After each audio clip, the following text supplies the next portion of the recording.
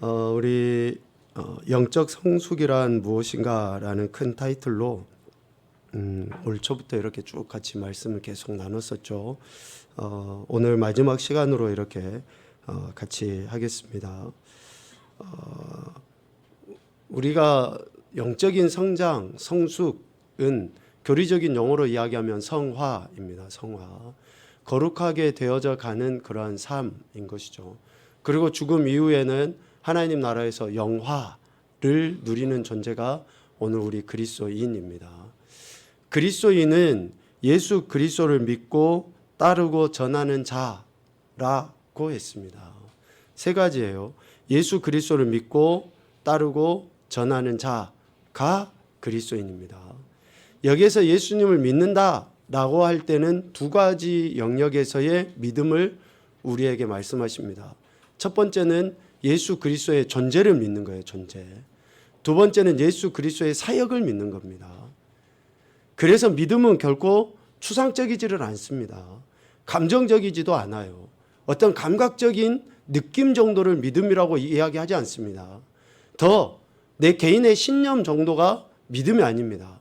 그래서 우리의 믿음의 대상은 분명합니다. 예수 그리스도. 그래서 그분이 어떠한 존재로 이 땅에 오셨는가?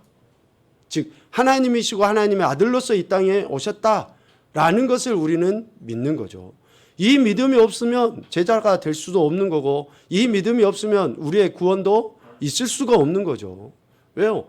그분이 하나님이시고 하나님의 아들로서 이 땅에 오셨다라는 그런 존재를 믿는 거고, 두 번째는 그분의 사역을 믿는 거예요. 사역. 동정녀 마리아를 통해서 이 땅에 태어나셨다라는 그 사실, 그리고 나의 죄 때문에 십자가에 못 박혀 죽임당하셨다라는 그 사실, 그리고 3일 만에 다시 부활하셨다라는 사실. 제가 사실이라는 단어를 계속 쓰는 이유는 이게 역사적으로 있었던 사실이기 때문에 그렇습니다. 어떤 옛날에 있을 법한 일들을 소설처럼 만들어 놓은 이야기가 아니라 역사적인 사실이기 때문에 예수 그리스도의 탄생, 십자가 죽임당하심, 부활하심, 그리고 승천, 이 역사적인 사실을 우리는 믿는 거예요. 그래서 예수 그리스도의 이 사역을 우리는 믿을 때 그런 사람들을 그리스도인이라고 이야기하죠. 그러니까 우리가 첫 번째 예수님을 믿고 할 때는 예수님의 존재와 사역을 믿는 겁니다. 이 존재와 사역을 믿을 때 우리의 구원이 있는 것이고, 또 이 구원이 실질적으로 우리의 삶에서 이루어지게 되는 거예요. 왜? 그분이 기준이기 때문에 그렇습니다. 예수님이 기준이기 때문에 우리의 삶의 현장에서 구원의 은혜를 누릴 수 있게 되는 겁니다. 그러므로 우리가 지금 히브리서를 보는데 믿음은 실상이에요. 실상. 객관적인 실체라는 겁니다. 실체. 명확한 거예요. 명확한 거. 주관적인 어떠한 감각 정도의 문제가 아니라는 거예요. 명확한 실체를 갖고 있는 것이 우리의 믿음. 그 명확한 실체를 증명해 주는 게 뭡니까? 하나님의 말씀, 성경이라는 거죠. 그래서 우리가 예수 그리스도를 믿고, 제자들은 그렇게 믿고, 두 번째는 따르는 거예요. 따르는 거. 이 따른다라고 하는 것은 예수 그리스도의 말씀을 배우고 훈련하는 것을 의미합니다. 배우고 훈련하는 것이 따르는 거예요. 예수 그리스도의 말씀을 배우고 훈련하는 것. 그러니까 우리가 믿음이 성장하도록 그리스도의 말씀에 경청을 해야 됩니다. 들어야지 돼요. 그래야지 믿음이 성장하는 겁니다. 이 듣는다는 것은 배움이 포함되는 거예요. 배움이. 누군가가 가르친다, 누군가가 전한다, 누군가가 간증하고 표현한다 라고 할 때 우리가 듣는 것은 배움을 전제로 하는 거죠. 그러니까 이런 배움이 있고 그 배움을 내 삶에서 나타내 보이는 거예요. 훈련. 한 번, 두 번 해가지고는 되는 게 아닙니다. 지속적으로 배우는 족족 써먹는 거예요. 계속 해보는 겁니다. 이런 훈련이 있을 때에 그 사람을 그리스도인 또 제자라고 이렇게 이야기를 하죠. 예수 그리스도의 말씀을 배우고 훈련하는 것. 그러니까 여러분들이 말씀 묵상하는 것도 배우고 훈련하는 겁니다. 지금 이 시간 설교를 듣는 것도 배우고 훈련하는 거고, 성경 공부를 하는 것도 배우고 훈련하는 거예요. 이게 따르는 겁니다. 이게 따르는 거예요. 세 번째는 전한다, 전하는 자, 전한다라는 거죠. 가르침을 받은 대로 가르치는 겁니다. 가르침을 받은 대로 가르치는 거예요. 증인은 자신이 보고 듣고 확신하는 것을 전달하는 자, 표현하는 자, 고백하는 자가 증인이죠. 자기 생각이 들어갈 수가 없어요. 자기 감정이 들어갈 수 없습니다. 법정에서는 자기 생각이나 감정이 들어가면 그것을 다 배제시키고 당신이 본 사실만을 이야기하라고 이야기해요. 사실만. 그러니까 우리가 예수 그리스도를 전한다라고 할 때는 내게 적용되어진 것을 나타내긴 합니다. 그러나 내게 적용된 것을 나타내지만 본질적으로는 뭐가 드러나야 됩니까? 그리스도의 말씀이 드러나야 되는 거예요. 그리스도의 말씀이. 그러할 때에 그것이 전하는 것이 되는 거죠. 그러므로 우리가 그리스도의 말씀을 배우고 훈련하는 일들을 지속하다 보면 자연스럽게 이렇게 전하는 자, 가르침을 받은 대로 가르치는 자가 되는 거죠. 이것은 우리가 되고 싶어서 되고 또 내가 하기 싫으면 안 하고 내가 하고 싶으면 하고 그 차원의 문제가 아닙니다. 지난 주일에도 이야기했지만 오후 예배 때 마태복음 28장 말씀은 주님이 마지막으로 제자들에게 오늘 우리에게 하신 명령입니다.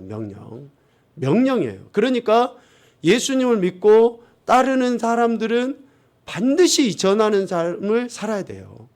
전하는 삶을 산다라고 하는 것을 전도라고도 이야기할 수 있고 또 양육으로도 이야기할 수 있고 뭐 선교로도 이야기할 수 있습니다. 여러 가지의 이야기들을 하지만 결국은 전함으로 인해서 어떤 결과를 얻습니까?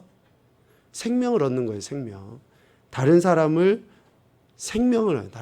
구원해내는. 그래서 결국 그 모든 행위들은 구원. 그러니까 제자가 된 사람은 반드시 다른 사람을 제자화시키는, 구원해내는, 생명으로 인도하는 그 일까지를 행하는 사람이다라는 것이죠. 결국 그리스도인은 예수 그리스도의 제자라는 것이죠. 오늘 이런 그 영적 성장에 대한 이런 결론적인 이야기를 쭉 하다 보니까 이전에 했던 이야기를 계속 하게 되는데, 제자는 마가복음 8장에서 말씀하시는 것처럼 자기를 부인하고 자기 십자가를 지고 예수님을 따르는 자가 제자입니다. 자기를 부인하고 자기 십자가를 지고 예수님을 따르는 자가 제자예요. 그러니까 하나님께서 예수 그리스도를 믿는 자들을 의롭다고 인정해 주셨잖아요. 의롭다고 인정함을 받은 자들은 거룩한 백성이고 하나님의 자녀라고 그렇게 불리움을 받아요. 그러면 진짜 그리스도인들에 있어서 거룩한 삶이 뭐냐라고 물어보면 뭐가 거룩한 삶이 될까요? 어떤 것이 거룩한 삶입니까? 세상과 구별되어져야 되니까 산속에서 살아야 되는 거, 세상에 나가면 안 되니까 교회 안에서만 머무르는 거, 이게 거룩한 삶이 아니죠. 제자로서 거룩한 삶은 마가복음 8장 34절에서 말씀하시는 것처럼 자기를 부인하고 자기 십자가를 짊어지고 예수님 따라가는 삶이 거룩한 삶입니다. 거룩한 삶은 이거예요. 아무리 세상 한가운데에 있어도, 아무리 세상이 그렇다 할지라도 우리가 어떻습니까? 자기를 부인하고 자기 십자가를 짊어지고 예수님 따라가는 삶을 사는 것이 거룩한 삶이라는 것이죠. 그래서 그리스도인으로서의 거룩한 삶은 어떤 신비스러운 행동을 이야기하는 게 아닙니다. 어떤 감각적인 것을 이야기하는 게 아니에요. 자기를 부인하고 자기 십자가를 지고 예수님 따라가는 삶, 그것이 거룩한 삶이고 거룩이고 성화라는 것이죠. 에베소서 2장을 한번 펴볼까요? 에베소서 2장.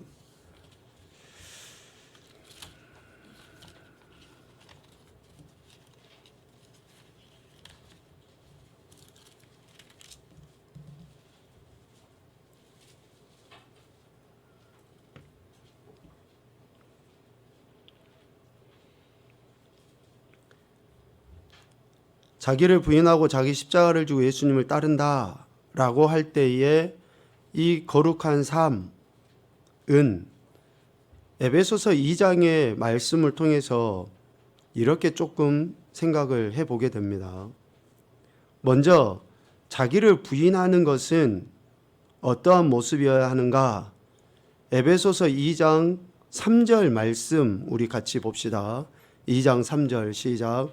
전에는 우리도 다 그 가운데서 우리 육체의 욕심을 따라 지내며 육체와 마음에 원하는 것을 하여 다른 이들과 같이 본질상 진노의 자녀이었더니. 아멘. 그러니까 자기를 부인하는 삶은 어떤 삶입니까? 육체와 마음이 원하는 대로 사는 삶을 거부하는 것이 자기를 부인하는 거예요. 거룩한 삶의 모습은 자기를 부인하는 것, 그러니까 이전에 본질상 진노의 자녀들이 그렇게 살아갔던 육체와 마음이 원하는 대로의 삶을 거부하고 부인하는 것이어야 한다라는 것입니다. 그런데 예수님을 믿는다고 하면서도 여전히 육체가 원하는 대로 감각적이고 감정적이고 상황에 따라서 환경에 따라서 하는 것은 오늘 2장 3절에서 이야기하는 것처럼 육체의 욕심을 따라 지내고 육체와 마음에 원하는 것을 하는 그러한 다른 이들과 별반 다르지 않다라는 것을 이야기하는 거죠. 그러니까 자기를 부인하는 것은 바로 그거예요.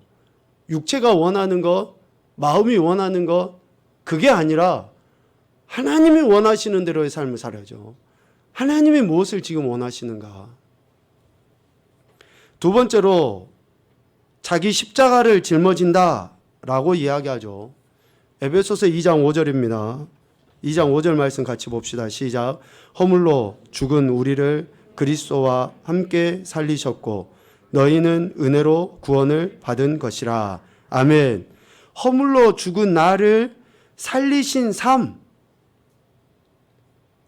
우리는 살아가야 돼요.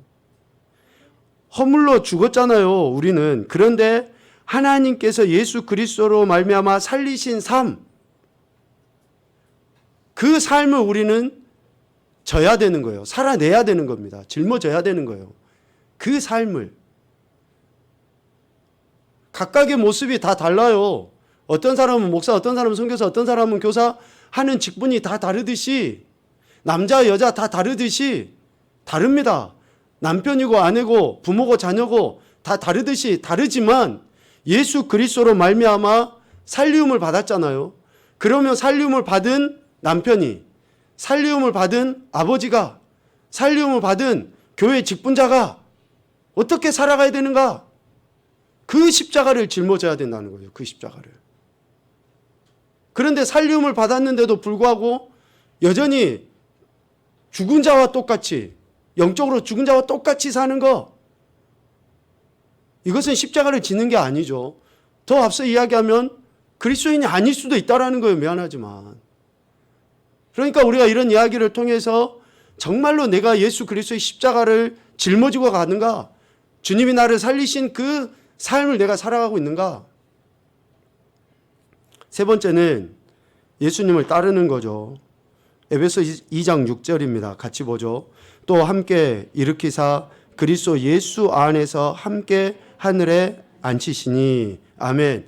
그리스도 예수 안에서 함께 하늘에 앉히심을 따라가야 하는 것이죠. 무슨 말입니까? 우리를 죽은 자 가운데서 살리셔서 하나님의 영광 가운데 나가게 하신 것과 같이 우리는 날마다 그 영광을 향해 나가야 한다라는 것입니다. 날마다 주님의 영광을 위해서 나가는 거예요. 주님이 부활하셨고 승천하셔서 하나님 우편에 앉으신 그 영광을 취하신 것과 같이 우리도 그 영광 가운데 주님과 함께 나가는 그런 삶을 살아가야 한다. 오늘 우리는 우리의 영광을 취하는 자들이 아닙니다. 우리의 영광을 취하는 게 아니라 하나님의 영광, 그리스도의 영광을 나타내 보이는 자들이에요. 그리스도를 따라간다라고 하는 것은 그리스도께서 영광 가운데 드러나심처럼 우리도 그 영광 가운데 나가는 것을 의미하는 것이죠.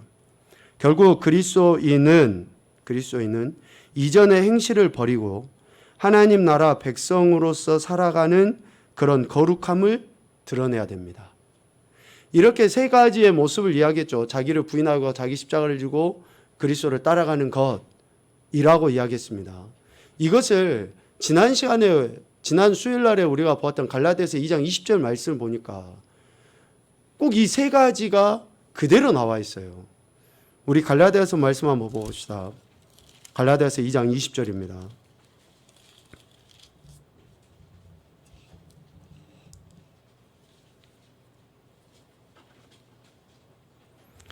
갈라디아서 2장 20절 말씀.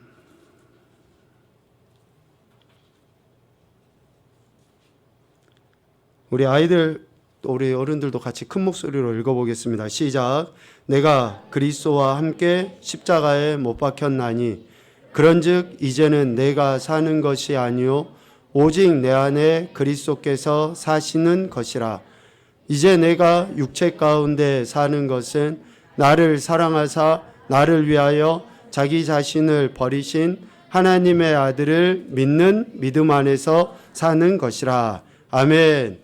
이 세 가지 그리스도인의 삶, 거룩한 삶, 제자로서의 삶을 세 가지로 이야기했는데 갈라디아서 2장 20절 말씀에 보면 그렇게 표현이 되어 있는 것 같아요. 첫 번째, 자기 부인은 어디까지일까요? 내가 그리스도와 함께 십자가에 못 박혔나니. 내가 그리스도와 함께 십자가에 못 박혀버린 거예요. 더 이상 내가 없습니다. 나라는 존재, 더 이상 의미 없는 거예요. 자포자기 하라는 이야기가 아닙니다. 육신적으로 죄악 가운데 출생하여 죽을 수밖에 없는 내가 아니라 이제 예수 그리스도와 함께 십자가에 못 박혀버린 그런 새로운 나. 이게 자기 부인이죠. 자기 부인. 그리고 두 번째, 자기 십자가를 지는 거죠. 그런즉 이제는 내가 사는 것이 아니오 오직 내 안에 그리스도께서 사는 것이다. 내 안에 그리스도께서 사는 것, 내가 사는 것이 아니죠. 그리스도께서 사는 삶, 주님의 십자가, 내게 주어진 십자가, 이런 십자가를 향해 나가는. 그래서 자기 십자가를 지고 마지막 한 가지는 그 이후부터라고 할 수 있겠습니다. 이제 내가 육체 가운데 사는 것은 나를 사랑하사 나를 위하여 자기 자신을 버리신 하나님의 아들을 믿는 믿음 안에서 사는 것이다. 이것이 예수 그리스도를 따름. 예수 그리스도를 따름.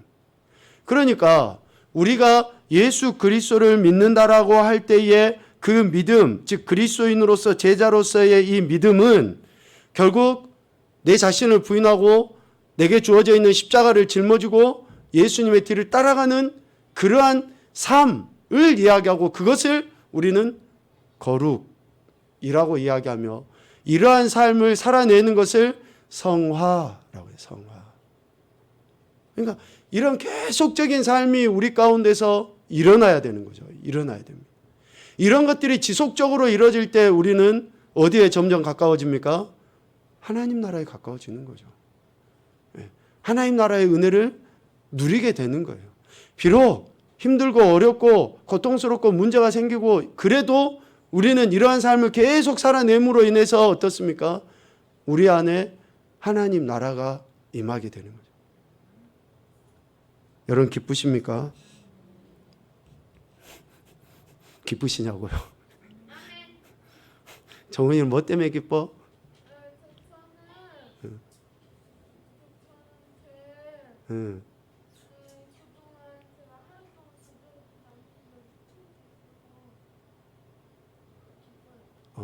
기뻐요만 들리네. 고마워.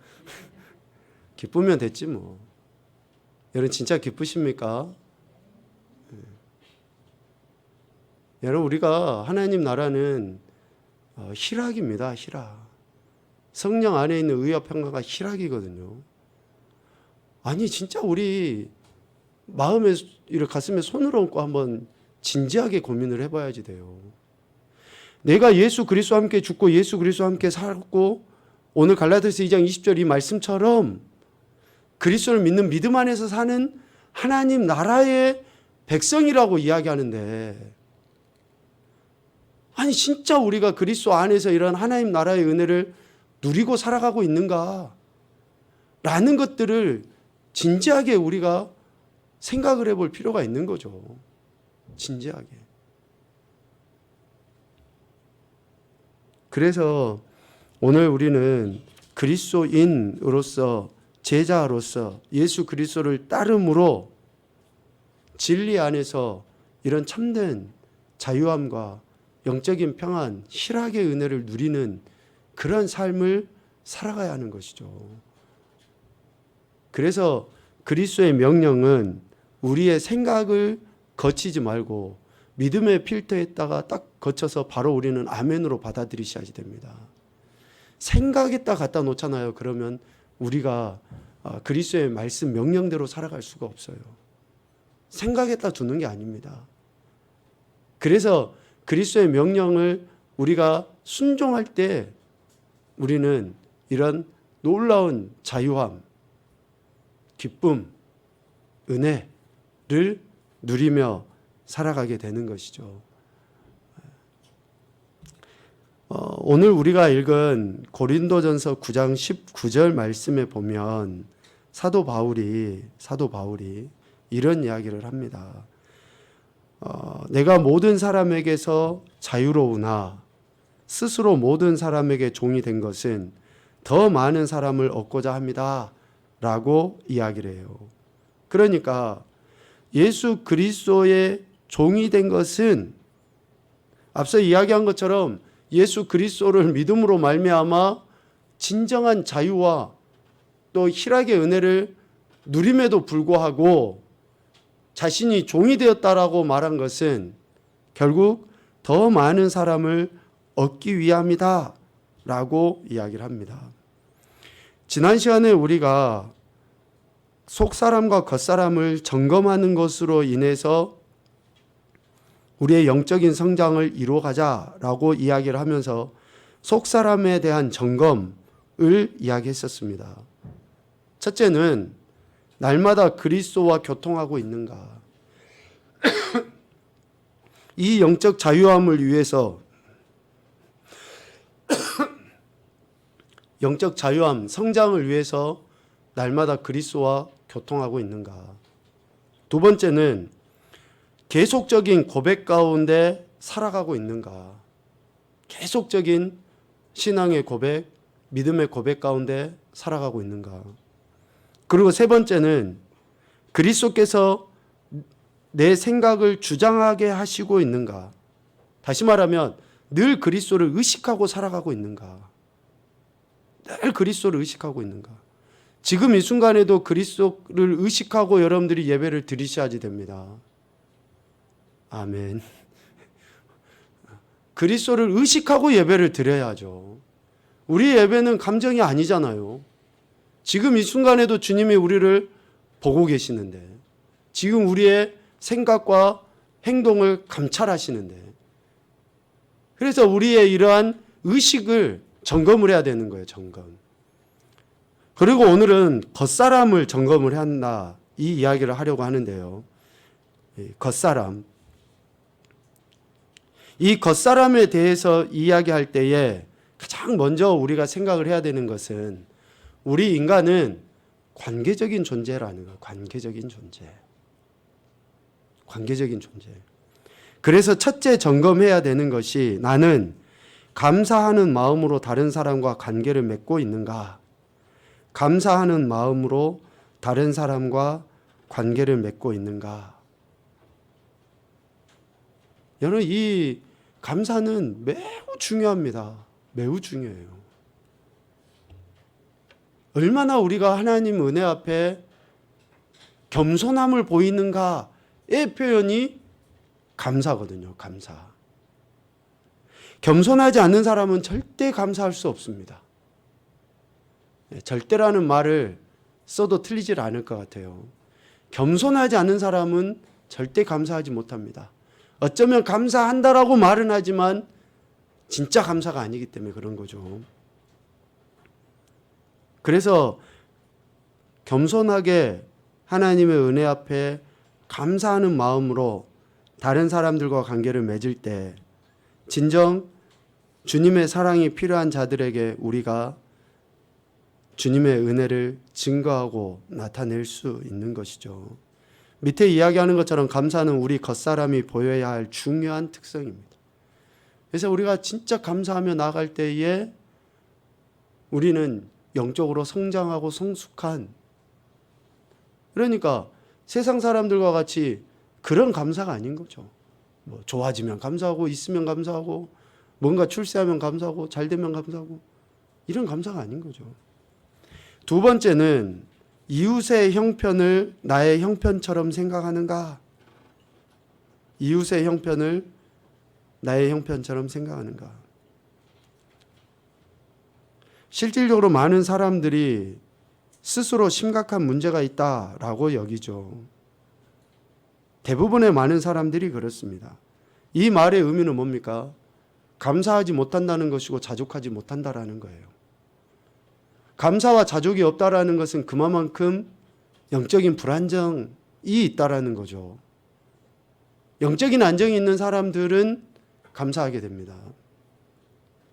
그런데 우리의 이웃이나 또 많은 사람들이 이러한 안정을 얻지 못합니다. 그럴 때 우리의 겉사람이, 우리의 마음이 얼마나 그 이웃들의 형편을 이렇게 살펴보고 있는가? 왜 이게 중요합니까? 예수님께서 십계명의 말씀을 두 가지로 요약하셔서 말씀하셨잖아요. 하나님 사랑, 이웃 사랑. 그런데 이 이웃 사랑은 하나님 사랑하고 동급으로 주님이 말씀하셨기 때문에 그렇습니다. 얼마만큼 우리가 그들의 마음을 헤아리고 또 그들의 문제에 대한 심각성을 같이 고민하는가? 그래서 그 사랑은 우리의 행동으로 표현되어야 하는 것이죠. 행동으로 표현되어져야 한다. 이 첫째, 둘째는 이웃과의 관계를 이야기합니다. 우리 인생은 관계적인 존재라고 이야기했죠. 그래서 첫째, 감사하는 마음으로 다른 사람과 관계를 맺고 이웃의 형편을 이렇게 잘 살펴보는 것은 이웃과의 관계를 이야기하고요. 셋째는 하나님과의 관계를 이야기합니다. 나는 즐겨 하나님하고만 시간을 보낼 수 있는가?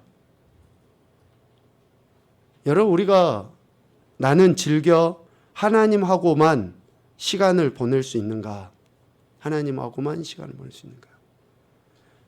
여러분, 외로움, 고독, 이런 단어들을 우리가 참 많이 씁니다. 외로움, 고독. 그런데 진짜 하나님과 친밀한 교제를 나누고 교통하는 사람들은 외로움과 고독이 아닙니다. 오히려 나를 혼자 두게 하셨을 때에 하나님의 뜻을 발견하게 되고 그 안에서 훨씬 더 하나님과 그 깊은 교제를 나누게 됩니다. 우리 아이들이 친구 이야기 하잖아요. 또 우리 어른들도 그래요. 뭐 어떤 교제, 만남, 뭐 이런 것에 대해서 자주 이야기를 합니다. 그러나 주님과 친밀한 교제, 하나님을 생각하는 시간을 많이 갖는 사람은 이러한 고독, 외로움, 뭐 이런 것하고는 거리가 멀죠. 날마다 주님이 친구가 되어져서 우리에게 위로를 주시고 또 은혜를 끼쳐 주시니 그 안에서 오늘 주일날 주보 그 묵상 내용 우리 그 성경 읽기표 옆에 보면 매주마다 그 연재하고 있는데 여러분 잘 보시죠? 잘 보시죠? 예, 이번 주에 이 내용이 나갈 거예요. 외로움과 고독에 대한 이야기가 나갑니다. 정말로 우리가 주님과의 그 친밀한 교제를 나누면 외롭질 않아요. 고독하질 않습니다. 오히려 여러 사람 만나고 하는 것이 굉장히 불편하고 힘들어요, 되려. 그러니까 주님과의 친밀한 교제, 마태복음 6장 6절 말씀에 이렇게 이야기하죠. 같이 봅시다. 시작. 너는 기도할 때에 내 골방에 들어가 문을 닫고 은밀한 중에 계신 내 아버지께 기도하라. 은밀한 중에 계신 서 갚으시리라. 아멘. 우리가 하나님과의 그 친밀한 교제를 나누는 그 시간, 그렇게 떼어놓는 그 시간이 결코 우리를 뭐 이렇게 다른 사람으로부터 왕따를 시키는 그런 시간이 아니라는 거예요. 흔히들 그런 이야기 하죠. 우리가 왕따를 당하는 게 아니라 우리가 세상을 왕따 시켜야 되는 거죠. 그냥 우리가 그냥 적극적으로 세상을 거부해 버려야지 돼요. 스스로 아웃사이더가 돼야지 남들이 우리를 아웃사이더 이렇게 취급을 하면 그건 안 됩니다. 그러니까 예수 그리스도로 즉 하나님과의 이런 친밀한 교제의 시간, 하나님과의 그 관계, 이것을 왜 우리 겉사람에 대해서 점검하도록 했을까 곰곰이 생각을 해보면 그러한 시간을 구별함이 필요하기 때문이 아닐까 그런 생각을 해보게 됩니다. 무시로 성령 안에서 우리가 하나님과 친밀한 교제 나눌 수 있죠. 그런데 의도적으로 공간, 의도적으로 시간을 구분할 때에 이러한 겉모습이 우리의 영적인 성장을 이뤄갈 수 있습니다. 제가 하루에 3번씩 구르기 운동, 6분 운동 이렇게 해야 되겠다라고 해놓고 알람을 맞췄어요. 아침 8시 40분, 오후 1시, 저녁 9시 30분 이렇게 맞췄는데 아침하고 낮에는 못해요. 그런데 밤에는 거의 일주일 넘게 꼬박꼬박 한 것 같습니다. 우리 은설이 때문에. 막 지가 매트 펴놓고 막 하자고 이렇게 이야기해줘요. 그런데 신기하게 효과가 있긴 있더라고요. 한 번만 해도. 하루에 한 번만 해도. 그 시간을 구분해 놓고 하지 않으면 머릿속으로 해야지 생각하면 안 돼요. 알람도 울리고 옆에서 누군가 하자고 하고 격려하고 하니까 해지는 거예요. 그러한 시간을 구분해 놓고 장소를 구분해 놓을 때에 그래서 하나님과의 관계를 점검할 때 겉사람으로 이렇게 표현해 놓은 게 아닌가 그런 생각을 합니다. 맨 밑에 표현해 놨죠. 그 시간은 우리 내면의 우선순위를 정하고 또 최고의 우선순위는 하나님 나라임을 깨달을 수 있는 좋은 기회가 됩니다. 그래서 우리가 그 시간을 먼저 구별해서 드려버려야지 돼요. 장소를 그렇게 해서 구별해 놓고 하셔야지 됩니다. 할 수 있으면 여러분 새벽에 교회에 나오셔서 기도하셔야지 되고요. 또 그렇지 못하면 꼭 여러분들이 장소나 시간을 정해놓고 하시지 않으면 안 돼요. 여러분 알람 잘 울리잖아요. 여러분. 그러니까 잘 사용을 하십시오. 그렇게 사시면 좋겠고. 마지막 넷째는 국가 또 혹은 공동체와의 관계입니다. 나는 사회 정의에 대해 염려하는가? 왜 사회 정의에 대해 염려하고 기도해야 될 필요성이 있습니까? 우리는 국가나 사회 공동체 안에 속해 있는 교회입니다. 교회가 국가를 벗어나서는 교회가 존속할 수 없어요. 그래서 우리나라가 자유 또 민주주의 이런 국가가 되도록 우리가 더욱더 기도도 해야 되고 그렇게 만들어 가야 되고 여러분 우크라이나나 이러한 그 일들을 보면서 우리가 보잖아요. 나라를 잃어버리면 신앙 있을 수도 없게 됩니다. 특별히 테러 여기에 나와 있죠. 테러, 전쟁, 정치, 부패 이러한 이야기들 그리고 지금 옳지 않는 하나님의 말씀에 위배되는 사회 운동에 대해서도 우리가 이런 경각심을 가져야 되는 거죠. 표현하지 않아도 여러분 아실 텐데 며칠 전에 있었던 그런 축제 또 옳지 않은 것들을 합법화시키려고 하는 그런 시도들 우리가 그러한 데에 마음을 두고 하나님의 은혜를 구하고 기도해야 된다. 또 국가나 공동체를 파괴하지 않는 범위 내에서 이러한 행동들을 취해 나가는 것들도 필요하다. 그래서 우리의 겉사람, 우리 외적인 성장들을 이루어갈 수 있는 요건들을 이 관계성 속에서 찾아보게 되는데요. 우리 밑에 줄은 다 같이 읽어봅시다. 하나님께서부터 시작. 하나님께서 우리의 속사람과 겉사람을 채우신다는 것은 중요한 사실이다. 우리는 하나님을 우리 가슴 속에만 묻어놓고 우리만을 위해 그분을 간직할 수 없다. 그분의 사랑이 우리의 외부 세상으로 흘러 들어가게 하지 않는다면 우리의 영적 삶은 시들고 뒤틀릴 것이다. 한편 그리스도의 성령이 우리 안에 거하게 하지 않으면서 그분처럼 살려고 한다면 우리는 외식하는 자가 되고 말 것이다. 우리의 내면의 삶에 하나님이 계시면 그분의 사랑은 우리의 외적 삶으로 흘러 들어갈 것이고 우리의 행동은 조금씩 그분을 더 닮아갈 것이다. 아멘. 그래서 우리가 내적, 즉 속사람과 외적, 겉사람의 이 성장과 성숙을 위해서 하나님의 은혜를 구해야 한다라는 것이죠.